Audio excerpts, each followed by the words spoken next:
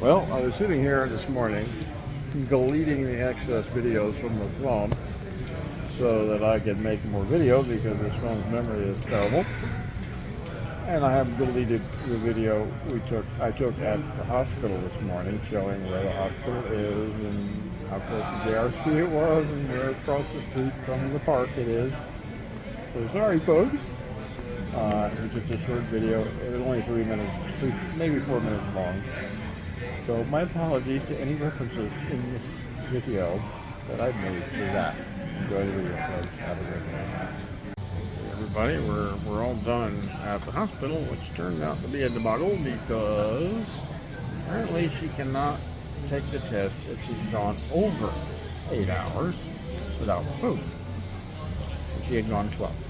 So we got to do it all over again on a different day, but it was paid for. And I'm now at ground zero. We're just kind of hanging out. Been over here about what time is it now? 10 o'clock. I think we got here probably 8-ish or so. Had some coffee and good potato chips that they make here. Which if you want the potato chips, you have to ask for root crop, is what they call them. And I actually, when I first didn't know what to call them, and they actually give these to you with breakfast. You get the American breakfast. You don't get home fries. You get potato chips. You get sausage links. They kind of look like the condoms filled with meat, but are actually a pretty good facsimile to proper sausage. And 2 eggs. I think it's 2 eggs. Over light. But the eggs here are terrible. Not just here in Ground Zero, in the Philippines in general, are terrible. It's the factory feed that they give most of the chickens here for feed, and the eggs come out kind of like cardboard. At first I thought it was because they didn't refrigerate the eggs, but it wasn't that. I run across a guy that I actually get my eggs, which are organic eggs. He doesn't give them the factory feed, and those eggs taste delicious. They're like normal U.S. eggs. He also doesn't refrigerate them. And they'll go, I think, around 30 days. We get them, and I go ahead and refrigerate them anyway, and they last longer. And I get 2.5 dozen eggs for 300 pesos, which is roughly around $6, a little less than $6. And those eggs are delicious. They're brown eggs. They have very hard shells. Very rare that I get one that is thin shell. There's one thing key to remember if you're curious of whether an egg is still good or not. If you float it in water and it floats, don't eat it. If it stays in the bottom, it's fine. When they go bad, they float. So we test the eggs every time, and we haven't gotten a bad one from them yet. I don't eat a lot of eggs, although I probably would eat more if I got better sausage in the morning. Somewhat limited on some of the products that you're used to getting in the United States. You're not going to find here until you find the guy who makes them. A lot of that is the key here, to keep looking till you find things. And just to show you who's here this morning, Helen and I, this guy which I think you've seen on Mark's channel. There's Mark and Goldfinger.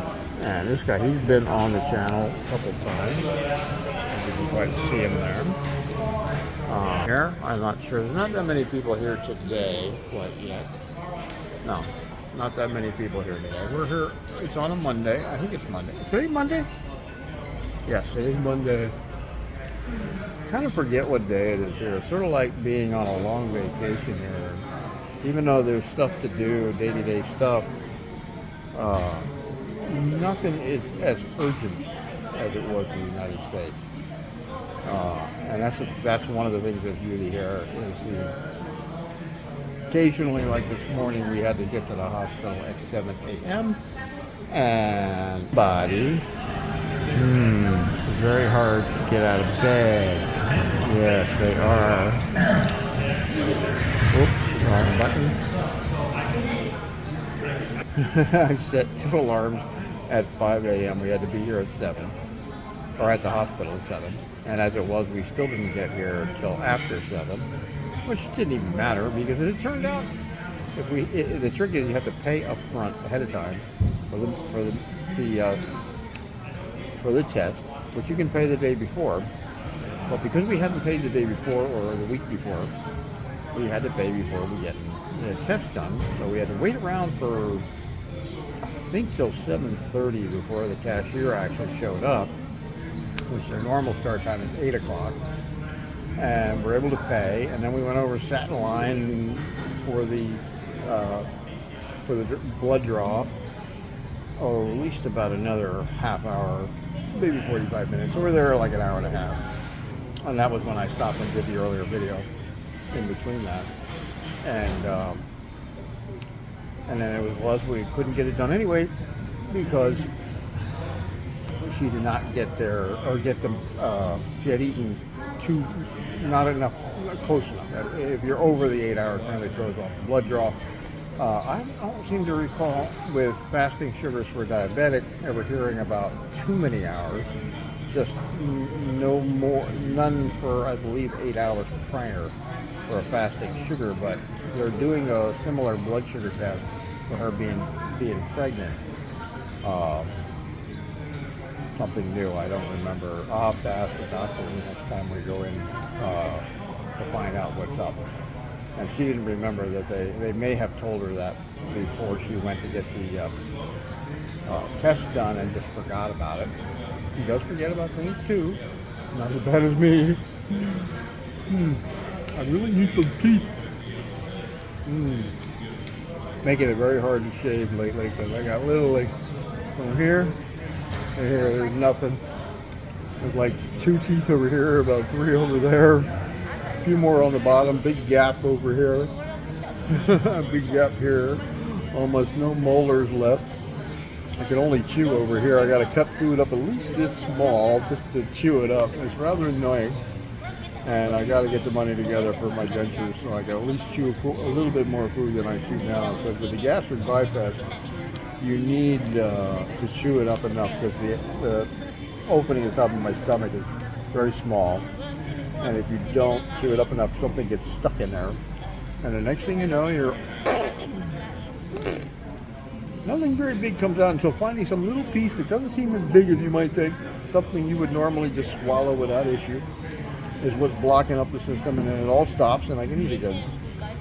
And you got to be careful about eating too much any bread products or rice that will expand in the stomach because you're eating it and it's fine. Next thing you know, you drink a little bit more liquid and now it's, bye, get out of me.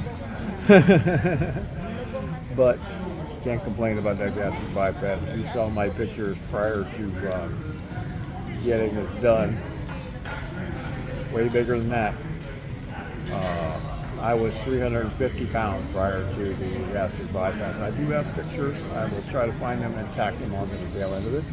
But that's about it, guys. Just a reasonably quick video. None of my videos are super short, but that's all for today, folks. Have a good one.